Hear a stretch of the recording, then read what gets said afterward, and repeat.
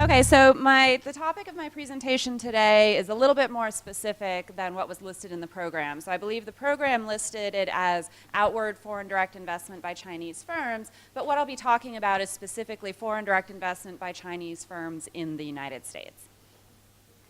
And so, I'm sure everybody in this room obviously knows that part of China's, tremendous rapid growth recently has involved tremendous growth in outward foreign direct investment by Chinese firms.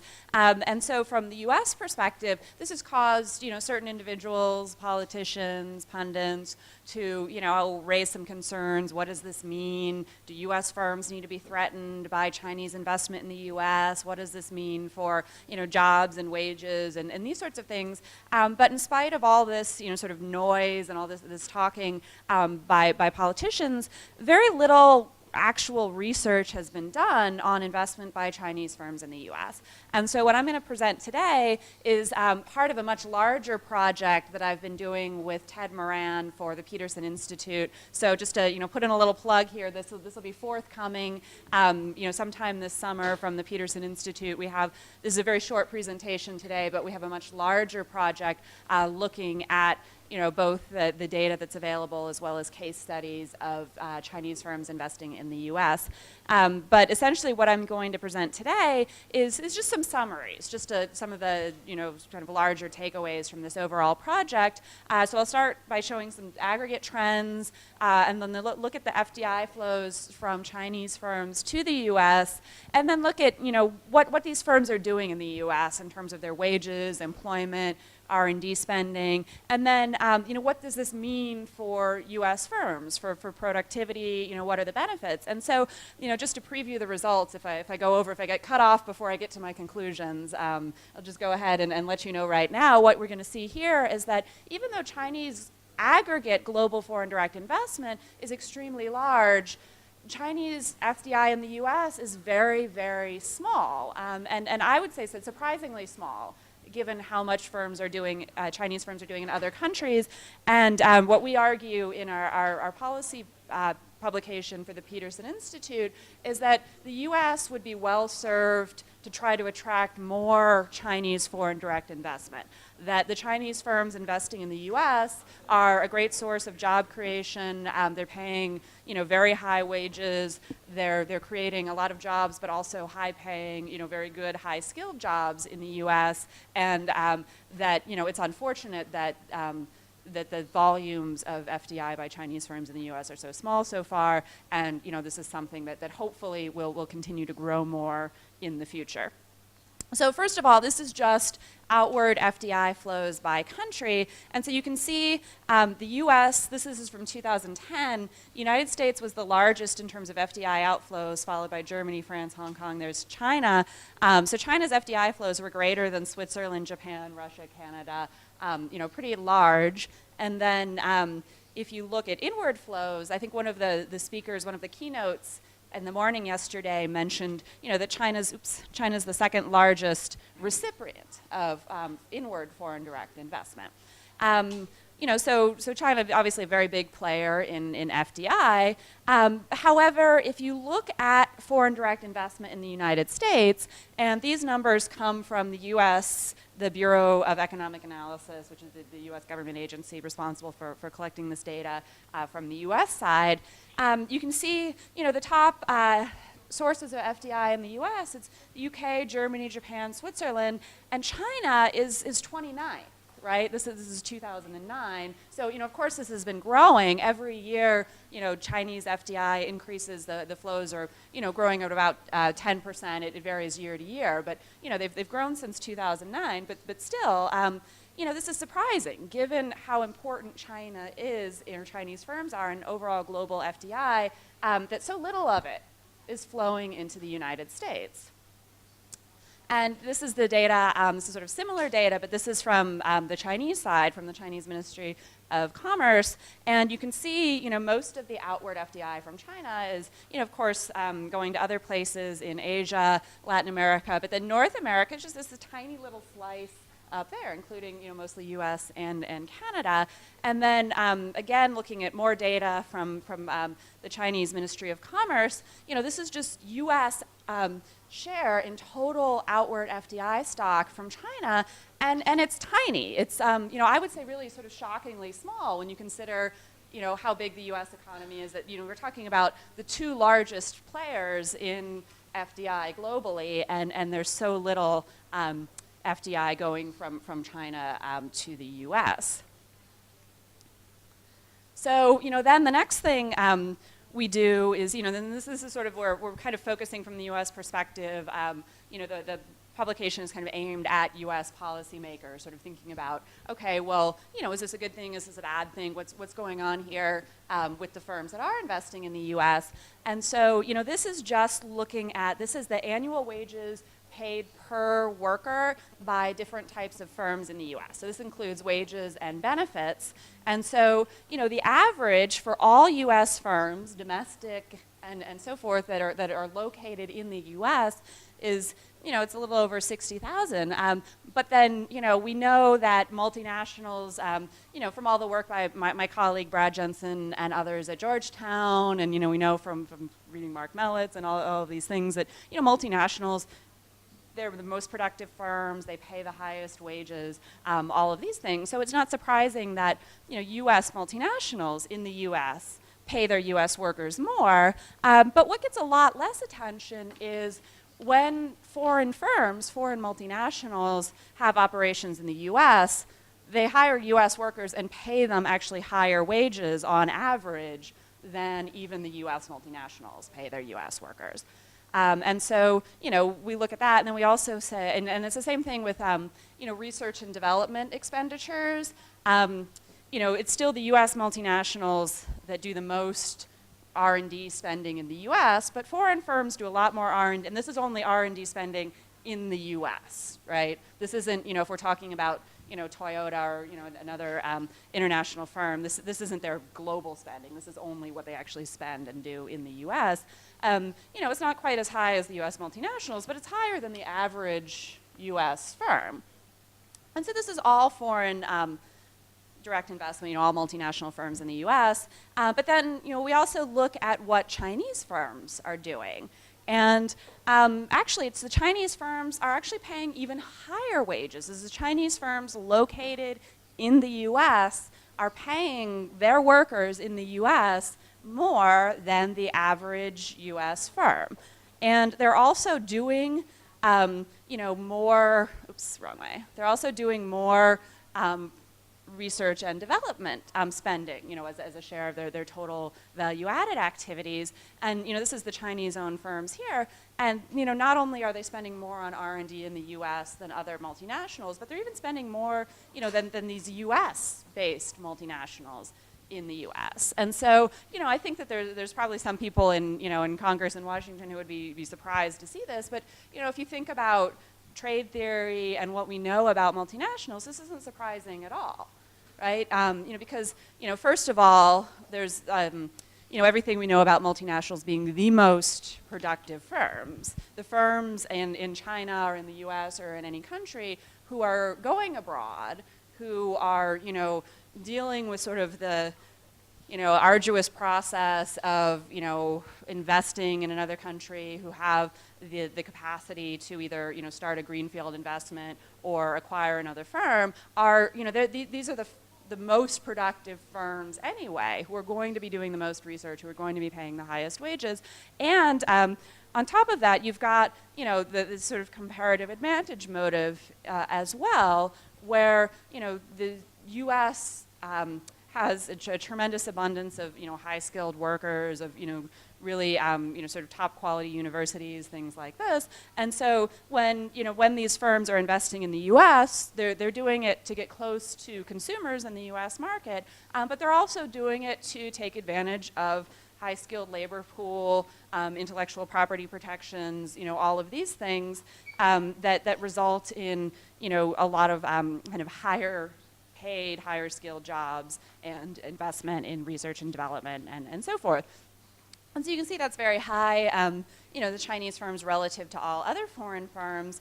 But even more so, if you look at, this is Chinese multinationals relative to other India, Brazil, and Russia, other emerging markets, you can see that most other emerging market firms are doing very, very little research and development in their US locations. And it's, the Chinese firms are, doing more, not only more than the average US firm, but more than, you would expect from firms from these emerging market or the BRIC countries.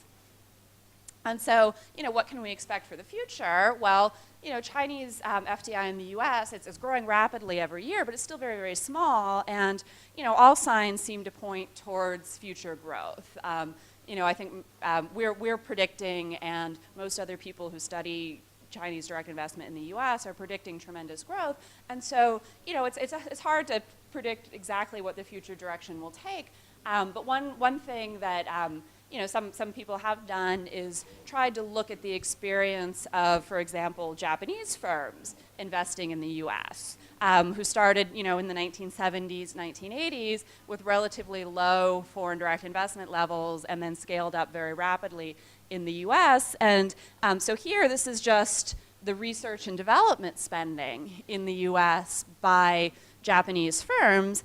And, that's something that really took off. It's sort of, this is generally the pattern when emerging markets begin engaging in foreign direct investment, that, you sort of start out with basic, really basic manufacturing and then gradually scale up to more high value added activities. We see that a little bit with Chinese firms in the US. It started out with focusing on manufacturing. We're seeing more and more biotech companies from China investing in the US. We're starting to see this pattern, but this is just to sort of give a sense of this was the pattern with Japan, and it's hard to say at this point if Chinese firms will follow the same pattern, but if there's any similarity there, I mean, this suggests tremendous capacity for growth, not just of foreign direct investment, but also these very, very high value activities like research and development. And so, another thing that we want to look at is what are the effects of foreign direct investment on domestic firms. So there's a very large literature on the productivity spillover effects of foreign direct investment. So, if foreign multinationals enter a country, do they bring, new business procedures, new technologies, new ideas, things that'll, then sort of spill over and can be adopted by the local firms and make those local firms more productive. However, this literature, most of it is on foreign direct investment in developing countries, first of all. So, is allowing or encouraging foreign direct investment from more advanced countries going to have a positive effect on the development for local firms? And, and then, there are a few papers that look at, sort of FDI between, say the US and the EU and Japan. But, to my knowledge, nobody has really sort of asked the other question. Does it go the other way as you've got firms from emerging countries, emerging markets, investing in places like the US and Europe and Japan? Do the spillovers go the other way? So, specifically here, are there positive spillover effects for domestic US firms when emerging market firms, from China and other similar countries are investing in the US? And so, in order to do this, we use a method. Our method is very similar to Keller and Yapel. We start out by, sort of essentially replicating what they do, but updating it using much more recent data. Well, we go through 2007, and we use these two sets of firm level data to get at productivity. We use data from CompuStat, which is a firm level publicly available data set.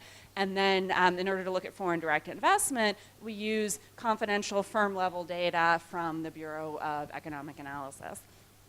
And so, what we need to define productivity. We define total factor productivity. We use the Ollie and Pecos method. So we're being very careful about allowing for firm entry and exit and the simultaneity of input choices. So, basically, we just sort of estimate the total factor productivity as the residual, just, okay, your output and then, minus, the components of output that can be explained by, by capital, labor, material inputs. And then, what's left is the residual. We just refer to that as our total factor productivity.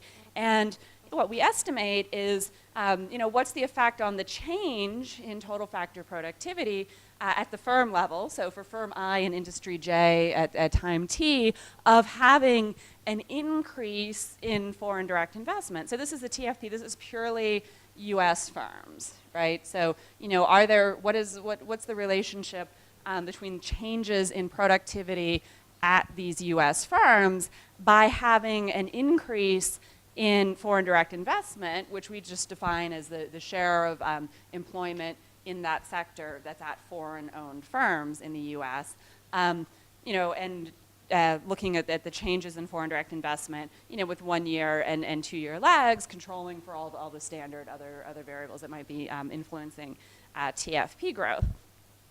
And what we find, so this first column, I know this is small, hopefully you can see this okay. I apologize for the small print here, but I'll talk through what it says here.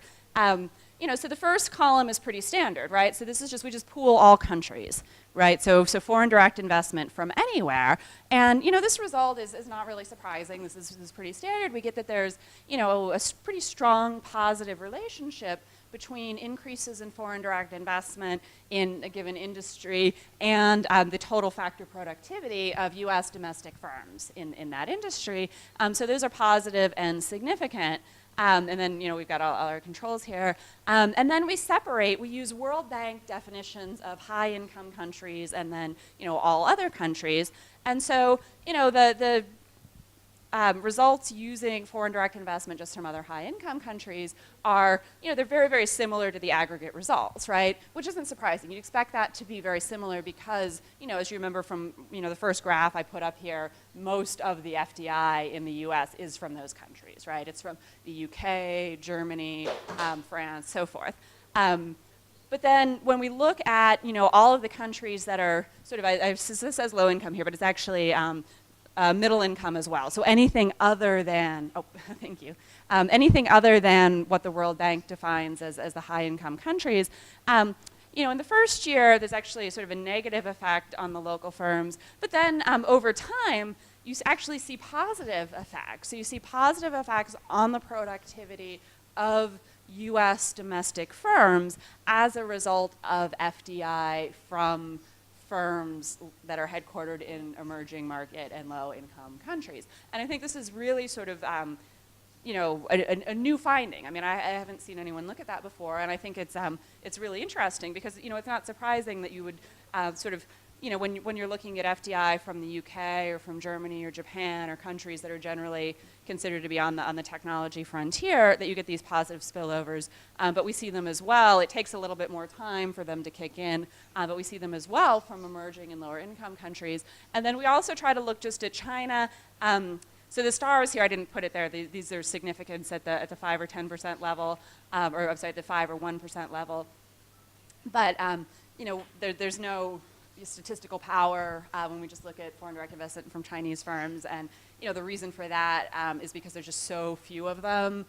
There's so few observations there, but I expect that as FDI increases, that we'll start to see that, and the reason being what I mentioned at the beginning, that the firms, the Chinese firms that are investing in the U.S. are not just the average Chinese firms, right? These are the exceptional Chinese firms, the most productive Chinese firms, and their presence in the U.S. can have positive impacts on productivity for local U.S. firms. So I'll go ahead and conclude there. So again, this is just a small portion. I encourage you to check the Peterson website. We'll have the larger publication coming out soon.